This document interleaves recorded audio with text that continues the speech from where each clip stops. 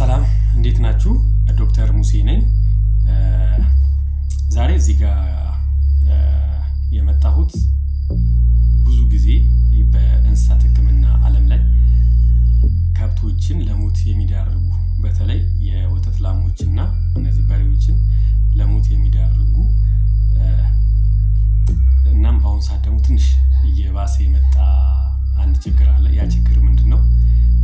በእንግሊዘኛው አጠራር እነዚህ ሃርድዌር ዲዚዝ እንለዋለን። በአማርኛው ግን አንድ ያልተገቡ ነገሮችን ለምሳሌ ሽቦ፣ ብረት፣ እንጨት ምናምን እንደዚህ የሚበሉ እንስሳት የሚከሰትባቸው በሽታ ነው። ያ በሽታ አሁን እንዳልኳችሁ ምስማር ሊሆን ይችላል፣ ሽቦ ሊሆን ይችላል፣ ወይም ደረቅ እንጨቶች ሊሆኑ ይችላሉ። እንዲህ ዳይጀስት የማይሆኑ ማለት ነው። ወደ ከብቱ ወይም ወደ ላሟ ሆድ ውስጥ ከገባ በኋላ ሬቲኩለም የምንለውን የሆድ ክፍል በስቶ በመውጣት አልፎ ተርፎ ወደ ልብ በመሄድ ልብ ላይም በመሰካት ከብቶችን ለሞት የሚዳርግ ሳይለንት የሆነ ዲዚዝ ነው እና የሚታወቀው መጨረሻ ላይ ነው እና ምንም አይነት ምልክት መጀመሪያ አካባቢ ላይ ያሳይ ይችላል። ከብቷ አልበላም ስትል እነዚህ የደም ስሮች ማበጥ ሲጀምሩ እና እዚህ አካባቢ ላይ ይሄ ብሪስኬት ኤሪያ የምንለው በሁለቱ እግሮቿ መሃል ፈሳሽ የመቋጠር እና የማበጥ ስሜት ሲያሳይ ከብቷ ኮላፕስ ወይም ወደ ሞት ልትሻገር ስትል ነው ብዙ ጊዜ እንትኖች የሚታዩትና እና ምን ለማለት ነው?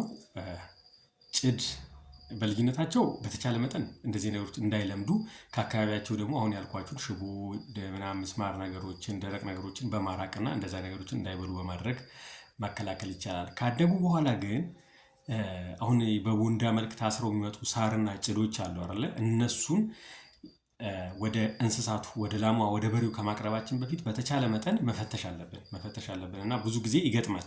እዛ ማሳ ላይ በሚሰበሰብበት ሰዓት ሲታሰር የተለያዩ ባዕድ አካላቶች ይገቡና ከብቱ በሚበላበት ሰዓት አብሮ ይበላውና አሁን ያልኳችሁን ችግር ያመጣልና በተቻለ መጠን እነዚህ ነገሮችን ጥንቃቄ አድርጉ። ለብዙ ላሞች የመሞት ምክንያት እየሆነ ነው አሁን ላይ እና እኔ ፊልድ ላይ በመሰራበት ሰዓት ብዙ ኬዞች በእንደዚህ አይነት ሁኔታ ሆኖ አገኛቸዋለሁ እና ትሪትመንቱ ትንሽ ከባድ ነው። ሕክምናው ለኢንፌክሽን ምናምን ካልሆነ በስተቀር ወደ ልብ እንዳልኳችሁ ያ ሹል ነገር ሄዶ ከተሰካ በኋላ እሱን በቀዶ ጥገና ማስወገዱ ትንሽ ከባድ ነው።